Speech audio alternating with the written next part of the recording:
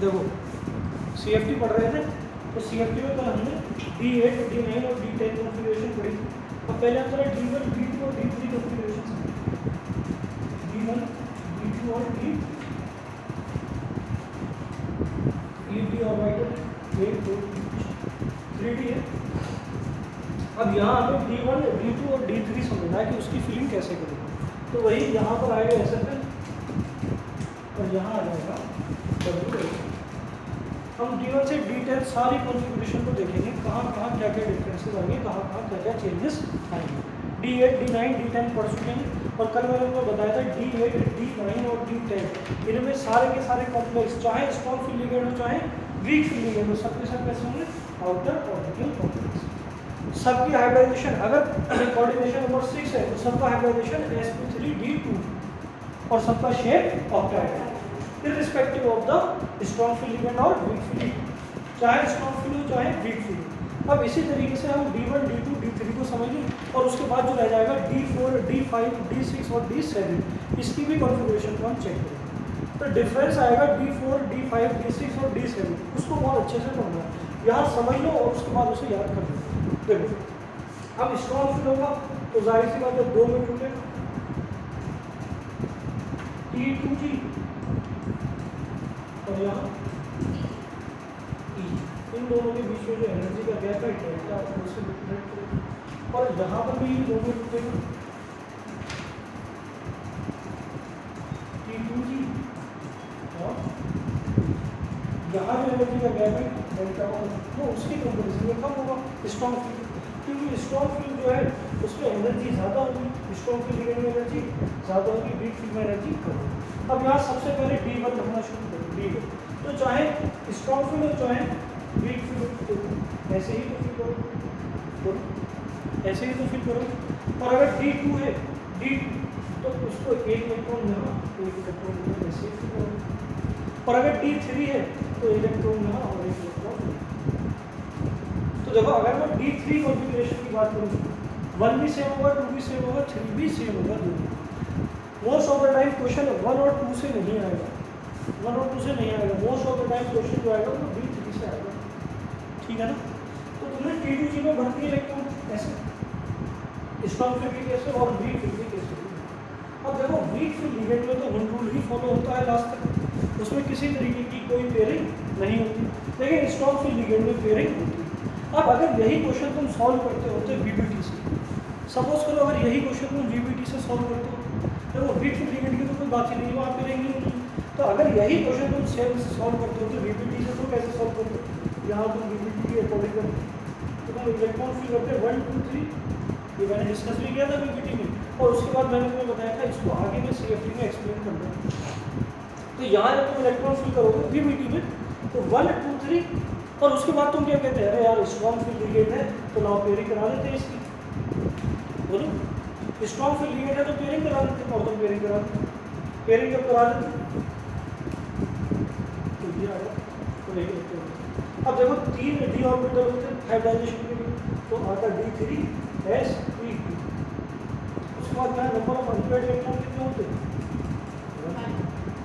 Number of unpaired electron कितने होते हैं। यहाँ देखो पहले T2G में इलेक्ट्रॉन दिए, T2G में तुम्हें 3 इलेक्ट्रॉन भर्ती, अब उसके बाद अगर चौथा इलेक्ट्रॉन आता और ये स्ट्रॉन्ग फील्ड लिगेंड होता तो दोबारा किसमें आ जाता, दोबारा T2G में आता। कल यही तो रिवायत था, in case of strong field ligand 4th electron enter in T2G, और in case of week field ligand कौन सा 6 इलेक्ट्रॉन एंटर इन T2G। कल ये पढ़ाया था, तो अब देखो तुम क्या करते हैं, यहाँ पर इसको पेयर कर देते हो, और पेयर करने के बाद तुम कहते हैं यहाँ जो अनपेयर्ड इलेक्ट्रॉन कितने हैं 1, लेकिन देखो रियलिटी में अनपेयर्ड इलेक्ट्रॉन कितने हैं, कितने अनपेयर्ड इलेक्ट्रॉन 3, अनपेयर्ड इलेक्ट्रॉन कितने हैं। अब अगर तुम D3 का केस देखोगे तो चाहे स्ट्रॉन्ग फील्ड लिगेंड हो चाहे वीक फील्ड लिगेंड हो, दोनों में अनपेयर्ड इलेक्ट्रॉन कितने होंगे 3, दोनों में अनपेयर्ड इलेक्ट्रॉन 3।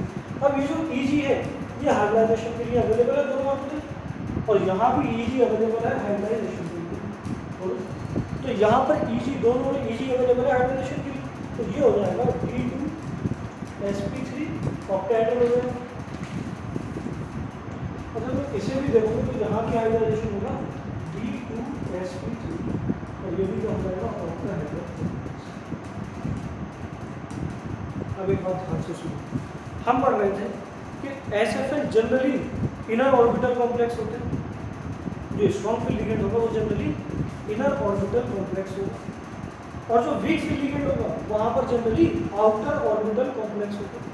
क्योंकि स्ट्रॉन्ग फील्ड लिगेंड के केस में पेयरिंग हो रही थी, और पेयरिंग होने की वजह से ये जो डी ऑर्बिटल है इसमें ऑर्बिटल खाली मिल रहे थे, और वहाँ वीक फील्ड में पेयरिंग नहीं हो रही थी, तो ऑर्बिटल खाली नहीं मिल रहे थे। तो हम वीक फील्ड के केस में आउटर ऑर्बिटल यूज कर रहे थे 4D, और स्ट्रॉन्ग फील्ड के केस में इनर ऑर्बिटल यूज कर रहे थे 3D। इसी बेस पे हमने कहा था ये इनर ऑर्बिटल कॉम्प्लेक्स है और ये आउटर ऑर्बिटल कॉम्प्लेक्स है। लेकिन जब बात करोगे D1 की, D2 या D3, मैंने कहा जनरली D1 और D2 से क्वेश्चन नहीं आएगा। जब हम बात स्पेसिफिकली D3 की करेंगे, तो जब D3 की बात हम करेंगे तो तुम बताओ यहाँ दोनों जगह इनर ऑर्बिटल यूज हो रहे हैं 3D, अरे EG खाली है ना, EG दोनों में खाली है, तो यहाँ दोनों जगह इनर ऑर्बिटल यूज हो रहे हैं, बोलो दोनों जगह इनर ऑर्बिटल यूज होगा, इसमें भी इनर ऑर्बिटल, इसमें भी इनर ऑर्बिटल, और इन दोनों की हाइब्रिडाइजेशन के वो D2sp3 D2sp3। जनरली जो वीक फील्ड लिगेंड होते हैं उनमें जो हाइब्रिडाइजेशन होती है वो sp3 D2 होती है, अरे क्योंकि हम आउटर ऑर्बिटल यूज कर रहे हैं 4D, और यहाँ कौन सा यूज हो रहा है इनर ऑर्बिटल 3D वाला, तो D2sp3। यानी D3 के केस में सीधी सी बात, D3 के केस में किसी तरीके का कोई डिफरेंस नहीं होगा, ना तुम इनर ऑर्बिटल कॉम्प्लेक्स में लोगे ना आउटर ऑर्बिटल कॉम्प्लेक्स में लोगे, क्योंकि D3 के केस में चाहे वीक फील्ड लिगेंड हो चाहे स्ट्रॉन्ग फील्ड लिगेंड हो, दोनों अपने इनर ऑर्बिटल ही हाइब्रिडाइजेशन के लिए यूज कर रहे हैं। क्या ये बात समझ में आ गई? D3 के केस में कोई भी चेंज नहीं होगा, ना तो उनकी हाइब्रिडाइजेशन में चेंज होगा, ना उनके स्ट्रक्चर में चेंज होगा, ना नंबर ऑफ अनपेयर्ड इलेक्ट्रॉन में चेंज होगा, यहाँ भी नंबर ऑफ अनपेयर्ड इलेक्ट्रॉन 3 और यहाँ भी नंबर ऑफ अनपेयर्ड इलेक्ट्रॉन 3, दोनों जगह अनपेयर्ड इलेक्ट्रॉन 3 है, दोनों जगह पैरामैग्नेटिज्म सेम होगा, सेम अमाउंट में पैरामैग्नेटिज्म होगा, और दोनों जगह मैग्नेटिक मोमेंट भी सेम होगा। इसको एक क्वेश्चन से आप समझ सकते हैं।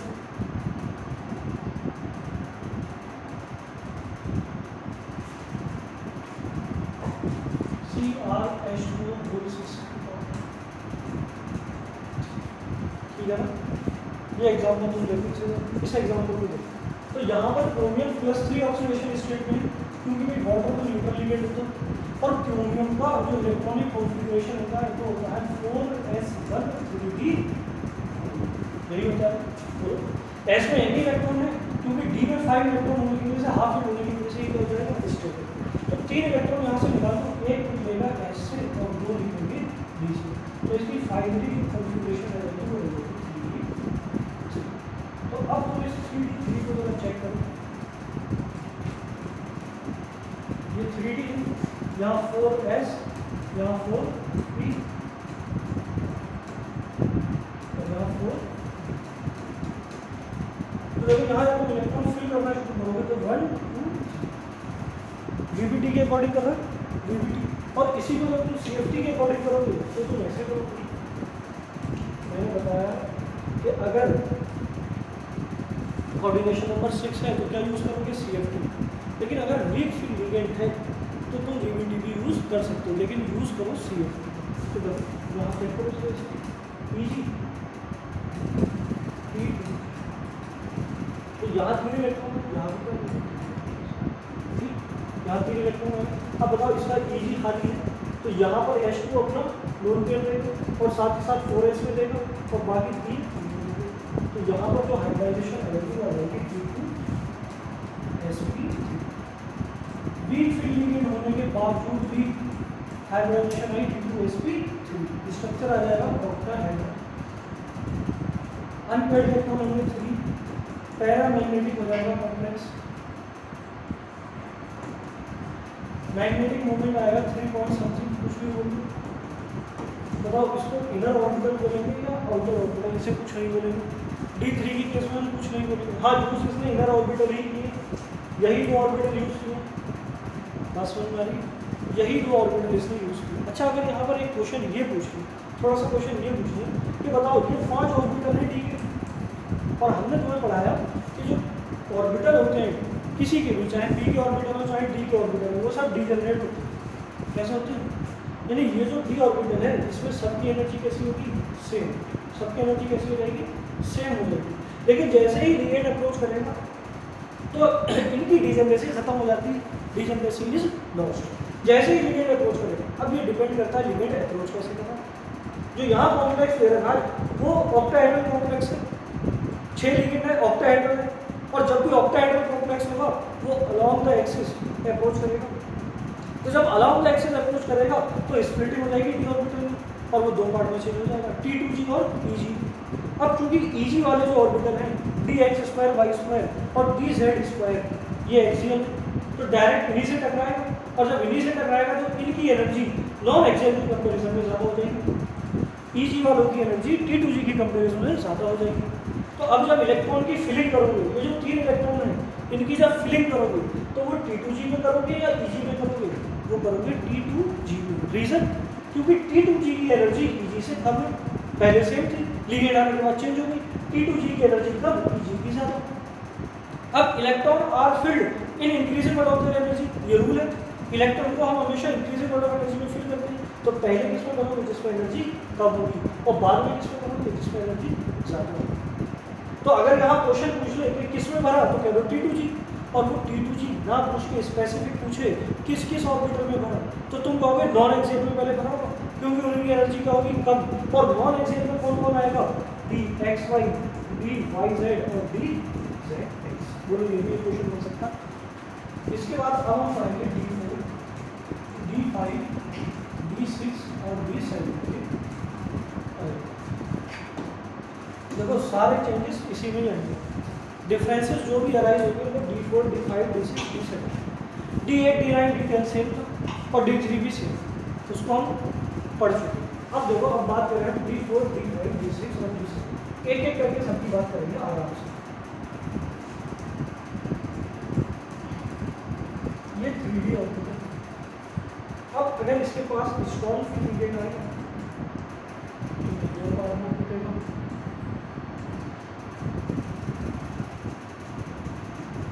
T2g और P। अब अगर कॉन्फ़िगरेशन 3D4 है तो इलेक्ट्रॉन को फिल कैसे करेंगे, अगर स्ट्रॉन्ग फील्ड लिगेंड का केस है 1, 2, 3 रूट को फॉलो करेंगे, और उसके बाद तुम्हें मालूम है तो यहाँ जो एनर्जी है डेल्टा O वो ज़्यादा है पेयरिंग एनर्जी से, तो ये इलेक्ट्रॉन खुद के यहाँ इसी में पहुँच नहीं पाएंगे। तो अगला इलेक्ट्रॉन जो 4th इलेक्ट्रॉन है वो कहाँ एंटर कर जाएगा, T2g, यानी यहाँ जो 4th इलेक्ट्रॉन है वो एंटर कर रहा है T2g, ठीक है भाई। और इसके बाद ये जो आउटर कोर, ये जो Eg है, ये जो Eg ऑर्बिटल है, अब ये अवेलेबल है हाइब्रिडाइजेशन के लिए, इसके लिए अवेलेबल है। और अगर ऑक्टाहेड्रल कॉम्प्लेक्स है तो यहाँ हाइब्रिडाइजेशन रहेगी D2sp3 octahedral, inner orbital use हुए, 3D की इनर ऑर्बिटल यूज हुए। लेकिन अगर लिगेंड SF है, वीक लिगेंड है, WF है, तब क्या होगा, तब भी वही ब्रेक होगा, स्प्लिट करेगा T2g में और T2g, यहाँ इलेक्ट्रॉन की फिल्म पहला, दूसरा, तीसरा। अब यहाँ जो ऑक्टाहेड्रल एनर्जी है, क्रिस्टल फील्ड एनर्जी है, वो कम होगी पेयरिंग एनर्जी से, और अगर पेयरिंग एनर्जी से कम होगी तो 4th इलेक्ट्रॉन कहाँ पहुँच जाएगा इस बारी, 4th इलेक्ट्रॉन कहाँ पहुँचेगा, Eg में आराम से पहुँच जाएगा।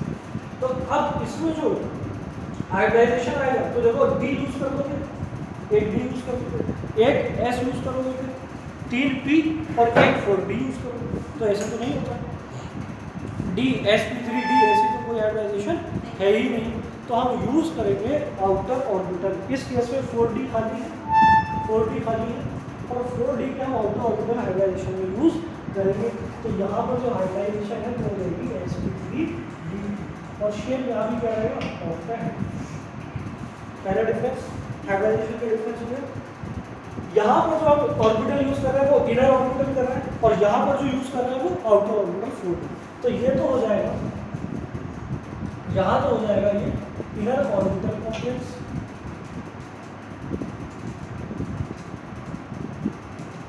और इस केस में आउटर ऑर्बिटल। और भी कुछ चेंजेस आते हैं, जब यहाँ पर जब अनपेड इलेक्ट्रॉन की बात करोगे तो 4 अनपेड इलेक्ट्रॉन होंगे, एंटीमैग्नेटिक हो जाएगी, पैरामैग्नेटिक होगा, बिल्कुल होगा। इन दोनों में पैरामैग्नेटिज्म कौन ज़्यादा शो करेगा, यहाँ n की वैल्यू है 2, ये भी पैरामैग्नेटिक होगा, लेकिन पैरामैग्नेटिक कैरेक्टर मैंने तुम्हें जाएगा paramagnetism is directly proportional to number of unpaired electron. जहां अनपेयर्ड इलेक्ट्रॉन ज्यादा पैरामैग्नेटिज्म ज्यादा, तो पैरामैग्नेटिज्म वीक फील्ड लिगेंड के केस में ज्यादा होगा। इसके बाद अगर हम बात करें मैग्नेटिक मोमेंट की, तो यहाँ मैग्नेटिक मोमेंट होगा 4.7 सेंटीमीटर और यहाँ हो जाएगा 2.8 सेंटीमीटर। तो ये तो केस किसका हो गया 3D4 का। अब हम बात करें 3D5। 3D5 की अगर हम बात करें 3D5 की बात करें तो इसे भी हम तो SFL, जब SFL होगा तो ये म्यूटेट होगी EG और अब यहाँ 5 इलेक्ट्रॉन फिल करना है तो देखो 1 2 यहाँ तक तो फॉलो। अब क्योंकि ये एनर्जी ज़्यादा है पेयरिंग एनर्जी से, तो इलेक्ट्रॉन आगे नहीं जाएगा, पेयरिंग होने लगेगी, चौथा इलेक्ट्रॉन यहाँ और पांचवा इलेक्ट्रॉन T2G में आएगा। बोलो T2G में। अब अगर इसकी इलेक्ट्रॉनिक कॉन्फ़िगरेशन कोई पूछ ले तो तुम कहोगे T2G5 और EG, यही होगी। ऐसे इस केस में अगर यहाँ पूछ ले तो यहाँ तुम कहोगे T2G4 EG0 और यहाँ पूछ ले तो कहोगे T2G3 EG। ये भी क्वेश्चन आता है। बोलो कितनी बार समझ में। अब यहाँ फिर से कोई EG खाली है, इनर ऑर्बिटल खाली है, तो ये फिर से अवेलेबल है हाइब्रिडाइजेशन के लिए, तो हाइब्रिडाइजेशन हो जाएगा D2sp3 शेप फिर से ऑक्टाहेड्रल, सारी चीजें वही सेम। और ये क्या होगा इनर ऑर्बिटल कॉम्प्लेक्स। अब यहाँ एक ही अनपेयर्ड इलेक्ट्रॉन है तो लो स्पिन कॉम्प्लेक्स भी कहेंगे। अब इसके बाद बात करते हैं हम वीक फील्ड लिगेंड। अब अगर वीक फील्ड लिगेंड है तो देखो स्प्लिटिंग है T2G और EG, इलेक्ट्रॉन बढ़ना शुरू करो, गुड रूल फॉलो होगा 1 2 3 4 5 1 2 3 4 5 हो गया। EG भी कंप्लीटली मतलब हाफ फील्ड है और T2G भी हाफ फील्ड है। अब जो इनर ऑर्बिटल है वो हाइब्रिडाइजेशन के लिए अवेलेबल नहीं, और अगर इनर ऑर्बिटल हाइब्रिडाइजेशन के लिए अवेलेबल नहीं है तो ये रुख करेगा 4D की तरफ, आउटर ऑर्बिटल की तरफ। तो यहाँ जो हाइब्रिडाइजेशन होगा वो होगा sp3d2, sp3d2 हाइब्रिडाइजेशन शेप हो जाएगा ऑक्टेहेड्रल। क्योंकि हमने आउटर ऑर्बिटल यूज किए हैं तो कॉम्प्लेक्स कहलाएगा आउटर ऑर्बिटल कॉम्प्लेक्स। और अनपेयर्ड इलेक्ट्रॉन का नंबर यहाँ 5 है, तो बताओ हाई स्पिन होगा लो स्पिन, हाई स्पिन कॉम्प्लेक्स होगा। एन की वैल्यू 5 है तो पैरामैग्नेटिक होगा, और अगर पैरामैग्नेटिक होगा तो न्यूज को कितना जाएगा 5। यहाँ भी एन की वैल्यू 1 है तो होगा तो ये भी पैरामैग्नेटिक, लेकिन पैरामैग्नेटिक कैरेक्टर वीक फील्ड वाले में ज्यादा होगा, वहाँ अनपेयर्ड इलेक्ट्रॉन ज्यादा है, और इसकी म्यू की वैल्यू होगी 1.73। तो देखो है दोनों पैरामैग्नेटिक, लेकिन पैरामैग्नेटिक कैरेक्टर किसमें ज्यादा होगा वीक फील्ड। तो ये बात करी हमने 3D5। अब यहाँ पर अगर तुम इसकी इलेक्ट्रॉनिक कॉन्फ़िगरेशन की बात करोगे तो ये होगा T2G3 और EG में कितने इलेक्ट्रॉन है, EG में कितने इलेक्ट्रॉन है, ये इसकी इलेक्ट्रॉनिक कॉन्फ़िगरेशन है। अब इसके बाद जब हम आगे चलें तो अब हम बात करते हैं D6 की बात करते हैं। D6 की बात करते हैं।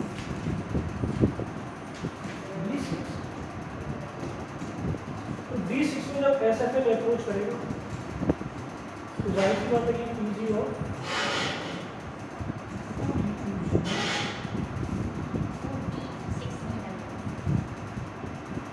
अभी लग जाएगा, मैं लगा दूंगा T2G और EG।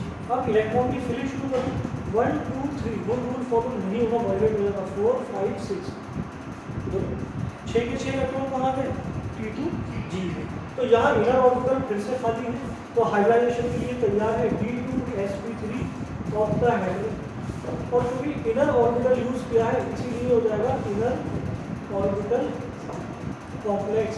एक भी अनपेयर्ड इलेक्ट्रॉन नहीं है तो ये हाई स्पिन होगा या लो स्पिन कॉम्प्लेक्स भी कहेंगे। अनपेयर्ड इलेक्ट्रॉन 0 है तो डायमैग्नेटिक हो जाएगा, और अगर डायमैग्नेटिक है तो म्यूटेट।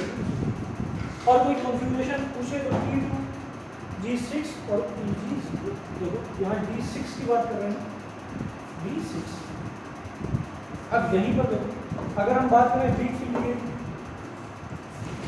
वीक फील्ड लिगेंड तो ये भी टूटेगा भाई, T2G और Eg। अब यहाँ होम रूल पूरी तरीके से फॉलो, 1 2 3 4 5। अब 6 इलेक्ट्रॉन दोबारा कहाँ जाएगा, T2G। ये कौन सा इलेक्ट्रॉन है, 6 इलेक्ट्रॉन, तो दोबारा पे किसमें आ गया, T2G। अब यहाँ इधर ऑर्बिटल खाली नहीं है, 4D यूज करना पड़ेगा, हाइब्रिडाइजेशन हो जाएगा sp3G2 ऑक्टाहेड्रल।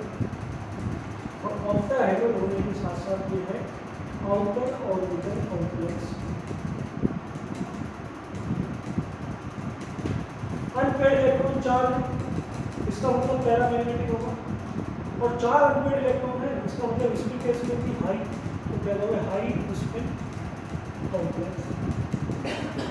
और यहाँ जब तुम म्यू की वैल्यू निकालोगे तो 4.7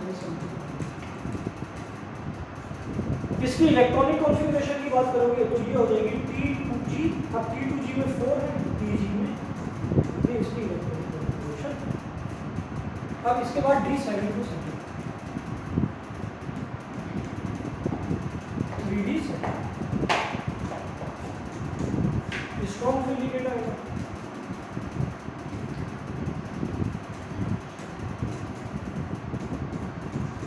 T2G और इलेक्ट्रॉन फिलिंग 1 2 3 4 5 6।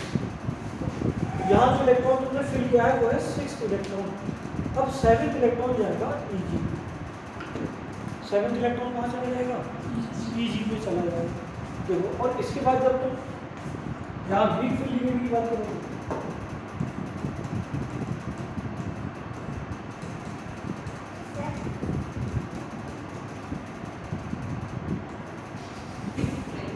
T2G में जब भरोगे तो 1 2 3 4 5। अब यहाँ 6 इलेक्ट्रॉन दोबारा कैसे कहा जाएगा, T2G और 7th इलेक्ट्रॉन के साथ, ठीक है ना। तो देखो यहाँ जो तुमने इलेक्ट्रॉनिक कॉन्फ़िगरेशन लिखोगे वो लिखोगे T2G। T2G में कितने इलेक्ट्रॉन है, 5, और Eg में कितने इलेक्ट्रॉन है, और यहाँ जब तुम देखोगे तो यहाँ T2G में इलेक्ट्रॉन कितने हैं, 6, Eg में कितने, ठीक है ना। बोलिए, अब इसके बाद जब तुम यहाँ हाइब्रिडाइजेशन लिखोगे तो ये हो जाएगी sp3 और ऑक्टाहेड्रल, क्या हो जाएगी, ऑक्टाहेड्रल। अब यहाँ देखो एक इलेक्ट्रॉन है, तो यहाँ दूसरा इलेक्ट्रॉन जो भरोगे, यहाँ पर ये खाली है, तो जब यहाँ पर लिगेंड लेके आओगे, लूमिनल लेकर आओगे तो देखो D आ जाएगा, और फिर S, फिर P3, फिर D, तो D sp3D ऐसा तो कुछ होता नहीं, तो यहाँ भी क्या हो जाएगा, sp3 D2 हो जाएगा ऑक्टाहेड्रल, ऑक्टाहेड्रल हो जाएगा। और ऑक्टाहेड्रल होने के बाद यहाँ पर जो है ऑर्बिटल कौन सा होगा, आउटर ऑर्बिटल। ऐसे ही कहोगे ना, ऐसे ही कहोगे, ऐसे नहीं होगा। इस इलेक्ट्रॉन को हम शिफ्ट कर देंगे कहाँ, D में ले जाते हैं। ये याद करो, VPT में पढ़ाया था मैं, इसको शिफ्ट कर देंगे आगे, ये जो इलेक्ट्रॉन है इसको आगे शिफ्ट कर देंगे, और आगे शिफ्ट करने के बाद ये पूरा खाली हो जाएगा, ये खाली हो जाएगा। और अब ये अवेलेबल है हाइब्रिडाइजेशन के लिए, अवेलेबल है, तो यहाँ sp3 नहीं होगा, ये हो जाएगा D2sp, D4 D5 D6 और D7 की समरी करते हैं, D4 D5 D6 और D7। अगर जो इसको लिगेंड स्ट्रॉन्ग फील्ड है, तो स्ट्रॉन्ग फील्ड लिगेंड की केस में energy delta O caring energy से ज़्यादा हो जाएगी, और अगर डेल्टा O केयरिंग एनर्जी से ज़्यादा है तो मुझे बताओ इलेक्ट्रॉन Eg में जाएगा, नहीं जाएगा, इलेक्ट्रॉन सबके साथ कहाँ जाएंगे, T2G में, तो यहाँ Eg की इलेक्ट्रॉनिक कॉन्फ़िगरेशन क्या हो जाएगी, 0। इसी तरीके से यहाँ पर इलेक्ट्रॉनिक कॉन्फ़िगरेशन लिखोगे तो T2G Eg यहाँ 0, यहाँ लिखोगे तो T2G 6 Eg 0। देखो D6 तक Eg में कोई भी इलेक्ट्रॉन नहीं है, D7 में जब आओगे तो T2G 6 और Eg यहाँ पर 1 इलेक्ट्रॉन, 1 इलेक्ट्रॉन, सही है ना। ये तो केस हो गया स्ट्रॉन्ग फील्ड लिगेंड। लेकिन जब बात करेंगे हम वीक फील्ड लिगेंड की, तो वीक फील्ड लिगेंड के केस में डेल्टा ओ लेस देन होगी फेरिक एनर्जी से, तो 4 इलेक्ट्रॉन कहाँ पहुँचेगा Eg में, 3 इलेक्ट्रॉन T2G में और 4 इलेक्ट्रॉन कहाँ पहुँचाएगा Eg में। तो D4 के केस में T2G3 और Eg, D5 के केस में T2G4 Eg2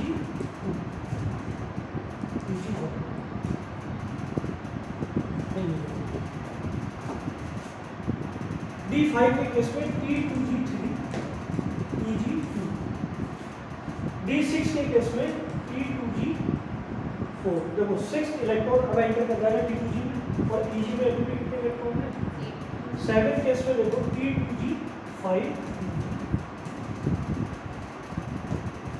इसके बाद अगला टॉपिक है CFSE, इसकी फुल फॉर्म होगी क्रिस्टल फील्ड स्टेबलाइजेशन।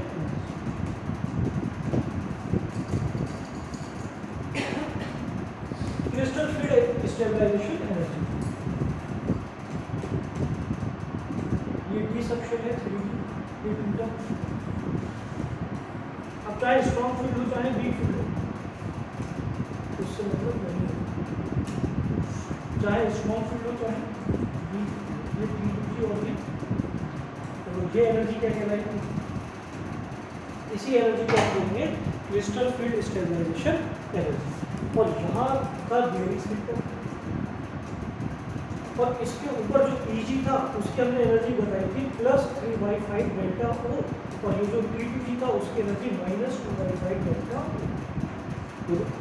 ये दोनों, इन दोनों एनर्जी को हम ऐड कर दें तो यही तो डेल्टा O है, इन दोनों एनर्जी को हम ऐड कर दें तो यही डेल्टा O है। तो डेल्टा O क्या हो जाएगा Eg की एनर्जी प्लस T2G की एनर्जी, और इसको बताओ 2/5 को हम -0.4 लिख सकते हैं और इसको हम लिख सकते हैं +0.6। तो जब तुम CFSE निकालने जाओगे CFSE तो उसका फॉर्मूला लिखोगे -0.4x + 0.6,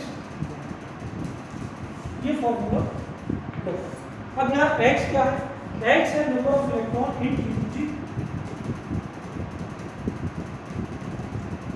T2G में जितने भी इलेक्ट्रॉन है उसमें क्या होगा x को x, और Eg में जितने भी इलेक्ट्रॉन है तो क्या हो जाएगा 1 number of electron in Eg, ठीक है ना, बोलो Eg।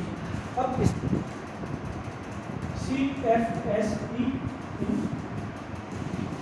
D4, इलेक्ट्रॉनिक कॉन्फ़िगरेशन क्या है D4, और कॉम्प्लेक्स कैसा है हाई स्पीड, कॉम्प्लेक्स कैसा है हाई स्पीड। अब क्वेश्चन में ही हिंट दे रखा है, क्वेश्चन में उन्होंने हिंट दे रखा है high speed. High speed generally कौन से होते हैं, जनरली हाई स्पीड कौन से होते हैं, जो वीक फील्ड लिंकेज होते हैं WF, वही कैसे होते हैं हाई स्पीड। और तुम चाहो तो इसके लिए ट्रिक भी याद रख लेना, हाउ मतलब एच मतलब हाई स्पीड, तो मतलब आउटर ऑर्बिटल, और W मतलब वीक फील्ड। यानी जो वीक फील्ड लिंकेज होते हैं वो जनरली हाई स्पीड होंगे और आउटर ऑर्बिटल। अब इसने यहाँ पहले ही बोल दिया हाई स्पीड। अगर हाई स्पीड बोला है इसका मतलब केस किसका आएगी वीक फील्ड। अगर हाई स्पीड बोल दिया तो ये केस किसका है वीक फील्ड लिगेंड। तो वीक फील्ड लिगेंड के अकॉर्डिंग इसे सॉल्व करें, ये 3D है और ये वीक फील्ड के अकॉर्डिंग सॉल्व करोगे तो ये टूटेगा Eg और अब यहाँ हम जो इलेक्ट्रॉन की फीलिंग करेंगे वो हम W इफेक्ट के अकॉर्डिंग करेंगे। किसके अकॉर्डिंग करेंगे W इफेक्ट। तो भरो 1 2 3 14 इलेक्ट्रॉन T2G की W इफेक्ट Eg। तो देखो यार x की वैल्यू कितनी होगी 3, number of electron in T2G कितने होंगे 3, और y का है number of electron in Eg ये क्या होगा। तो यहाँ पर फॉर्मूला लगा दो सिंपली CFSE का हो जाएगा -0.4x + 0.61। तो यहाँ हो जाएगा -0.4 × x कितना है 3 + 0.6 × y कितना है, तो यहाँ हो जाएगा -1.2 + 0.6, फाइनली कितना आ जाएगा -0.6। इस क्वेश्चन को देखो, इस कॉम्प्लेक्स में हमें CFSE लिखना है। तो सबसे पहले तो पता करो कि ये ऑक्टेहेड्रल है या टेट्राहेड्रल है। कोई ऑक्टेहेड्रल है, कॉम्बिनेशन नंबर 6 से ऑक्टेहेड्रल। इसके बाद पता करो H2 वीक फील्ड लिगेंड है या स्ट्रॉन्ग फील्ड तो ये वीक फील्ड लिगेंड है। इसके बाद मैग्नीज का ऑक्सीडेशन नंबर निकालते हैं, ये तो 0 है तो इसका भी हो जाएगा +2। जो कॉम्प्लेक्स का चार्ज वही मेटल का हमेशा नहीं, अगर न्यूट्रल है तब होगा, हमेशा नहीं होगा। मैग्नीज की इलेक्ट्रॉनिक कॉन्फ़िगरेशन होती है 4s2 3d5, तो 2 इलेक्ट्रॉन यहाँ से फाइनली बचा 3d5। अब 3d5 को वीक फील्ड लिगेंड के अकॉर्डिंग सॉल्व करते हैं। तो देखो ये Eg, ये 1 2 3 वीक फील्ड लिगेंड है, होम फॉलो होगा तो या होम फॉलो होगा। तो देखो P2G में कितने इलेक्ट्रॉन है 3, Eg में कितने इलेक्ट्रॉन है, यानी मैं वो X में कितने इलेक्ट्रॉन है 3, Y का मतलब तो CFSC का फॉर्मूला CFSC -(x + 0.6) ये हो जाएगा -0.4 × 3 + 0.6 × 2 यानी -1.2 + 1.2। तो ये नीट का क्वेश्चन है, 4 कॉम्प्लेक्स दे रखे थे और क्वेश्चन में उन्होंने पूछा था कि इनमें से किस कॉम्प्लेक्स में CFSC 0 हो। तो मैंने वही बस जो जिसमें 0 होगी वही तुम्हें क्वेश्चन बना के फिर